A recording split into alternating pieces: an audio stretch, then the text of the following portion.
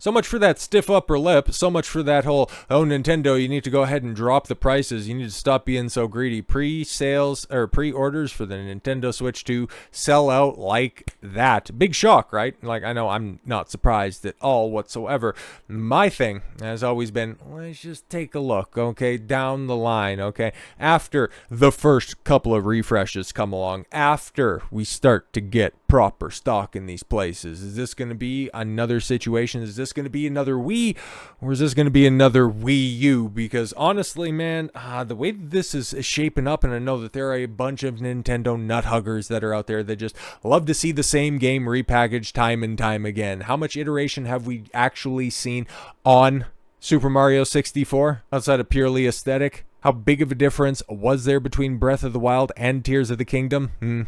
Oh, but hey guys, Donkey Kong Bonanza's really going to break the mold, okay? And if you're happy paying $80 or up in Canada, $120 for Mario Kart World, oh, but you're going to get such value because you're going to be able to Mario Kart for as long as you Mario Kart. The cope around this shit is just, I don't know, man. Anybody thinking that the video game industry has never been healthier because of a couple of stupid studios that people would generally be taking the piss out of are now just tickling their nostalgia bone? I mean, it doesn't make me despondent in so much as it exposes the hacks that are out there, and I can just simply go ahead and refine where I get my information. But let's just take a look at this. Despite concerns over pricing and tariffs, Nintendo's upcoming Switch 2 console sold out almost immediately after pre-orders opened across North America on April 24th.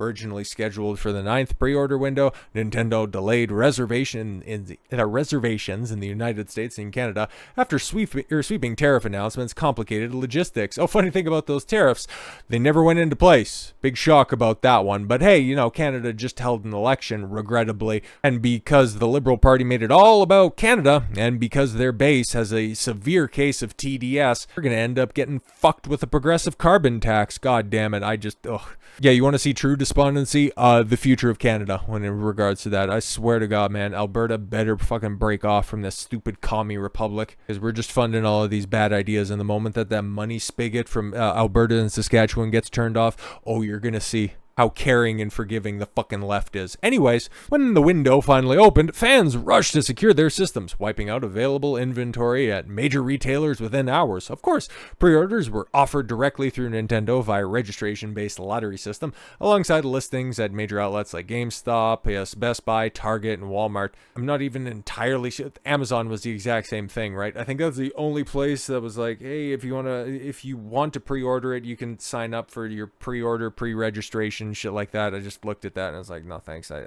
There's a treasure trove of games that I still would theoretically have to play on Nintendo, but when it comes to shit that I'm actually excited about playing, I mean, going through the Mass Effect trilogy right now for like a third or fourth time, it's pretty high up on my list, but I'm still, just taking my time going through Final Fantasy VII Rebirth on PC, because now that I've modded the shit out of that, and now we've got it nice and finely tuned, I mean, like, I'm cranking that shit out at 4K 60 FPS even on my old rig that was, top tier 5-10 years ago. But now, thanks to little engine tweaks and stuff like that, little lighting fixes, I mean, the thing is running buttery smooth, and holy, like, I'm shocked at how good that game looks. But I digress. Just saying, my appreciation for Nintendo. I still have the Super Nintendo. It's the greatest console with the greatest library of games ever. It is in first place by a fairly wide margin. But as such, I haven't really been that enthusiastic about Nintendo in a very long time. The third-party retailers faced overwhelming demand as well. Best Buy, Walmart, and Target opened orders at midnight on the 24th, while GameStop launches online and in-store pre-orders at 11 a.m. Eastern, and by the afternoon, most listings were either marked as sold out or listed as coming soon, with few options remaining for latecomers. Amazon, which has not yet opened its Switch 2 listings at time of writing, is expected to offer additional inventory once the listings go live. The strong sales come despite some criticism surrounding Switch 2's pricing strategy. Base model is $450. The Mario Kart World bundle is at $5. Accessory prices, I've went over that, and holy shit, man, how they're price gouging on that stuff is absolutely insane. Oh, but you could use your old Pro controllers. See what good value Nintendo gives you. Yeah, just continue to suck that Japanese bag, you fun people. The Switch 2 itself promises a slate of upgrades over its predecessor. Yeah, it promises a lot of stuff, right? 7.9-inch LCD screen. We're using an LCD screen in 2025, bruh, with 1080p resolution and 120 hertz refresh rate. You fucking tell me, you think that Nintendo's going to be putting a game that's going to have 120 FPS, bruh? Oh, but in dock mode, it could do 4K 60. Shut your fucking mouth. That's never gonna happen. Yeah, and a larger internal storage capacity, 256 gigabytes when you have to download every fucking game, including the physical ones on your system. Get out of here. The PlayStation 4 and Xbox One got roasted for having 500 gigabyte hard drives on rip, and that's back in 2013. But hey, I guess that's a fair comparison because that's a performance you're expected to get from the Switch 2. So tell me more about that 4K 60 performance that's being promised in dock mode that it's never ever going to touch. But I think the future for Nintendo is it's going to be interesting. I just don't see this thing catching on like the Switch, but I also don't see it bombing quite as bad as the Wii U. That's going to be like a one-off situation. I'm just thinking that it's probably going to land somewhere in on and around GameCube type performance if you're going to be going and you're going to be judging things based on the console cycle that they're a part of. And well, if you're to believe Sony because of their catastrophic failure with the PS5 Pro, because nobody's really buying their console, even though the PS5 is like the third or fourth best-selling console of all time. I don't understand it. I don't get it. There's nothing to really go on outside of a trust us bro when it comes to the sales data. The PS6 might be coming out in the next couple of years, and who even knows if Xbox is still going to be in the whole console market, if they're just going to be moving everything to Game Pass, and Xbox can be literally everywhere at all times, trying to go head to head with Steam or I don't know, just Symbiote. I don't really know what Nintendo's doing, and it's impossible to really size things up. But just going back, when did this post first come out? 2020. Okay, so yeah, when the rumors of the Switch 2 were really starting to heat up last summer. Nintendo says the most effective strategy to stop Switch 2 scalpers is by producing enough units to meet demand. There's also considering other measures, and that can be taken to the extent allowed by laws and regulations, taking into account the circumstances of each region. At this time, they don't believe the Switch 2 production will be significantly impacted by semiconductor shortages. Oh yeah, remember, because there was nothing wrong with the Biden administration, but now it's all Trump's fault because of tariffs and shit like that. But yeah, there was very much a semiconductor shortage alongside, the whole logistics fiasco and the grocery stores running out of products. But no, it's Orange Man who's bad. Anyways, yeah, factor that in, right? Okay, the most effective strategy to stop Switch 2 scalpers is by producing enough units to meet demand. Everything sells out in the first few minutes. Interesting. And then that ends up leading to Nintendo Switch 2 scalpers are already selling pre-orders for over $700.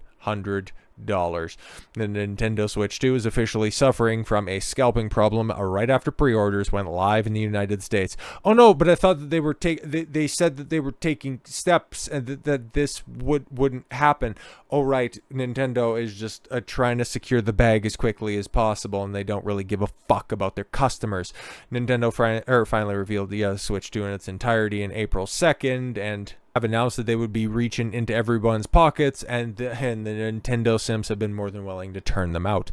But yes, Walmart and Target began the pre-order process at midnight on the 24th, and minutes later, listings on eBay began to sell as high as $850 for the Switch 2 and matching Pro Controller, over $300 more than retail.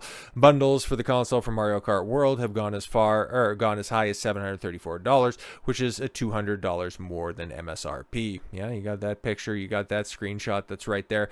Got another, actually this is the identical one that's pulled up right here, but eBay is flooded with Switch 2 scalpers and people fighting back against scalpers by making fake a listing at retail price. Very interesting. I've never seen this kind of thing before, but yeah, no, it was definitely going to happen because Nintendo knows at this point, okay, any sale is a good sale, is a guaranteed sale. And to bring things full circle, Nintendo boss apologizes as Switch 2 demand is way too much for them to keep up with. So once once again, we run it all the way back saying we just need to go ahead and create enough for the demand. The Nintendo Switch itself is on track and has the possibility of being the best-selling console of all time, at least landing at number 2, if on the market long enough to be a number 1. They know how many units they needed to create. They knew the demand that was going to be there for day one, and they purposefully made artificial scarcity for this one. How is this going to affect the longevity of this console?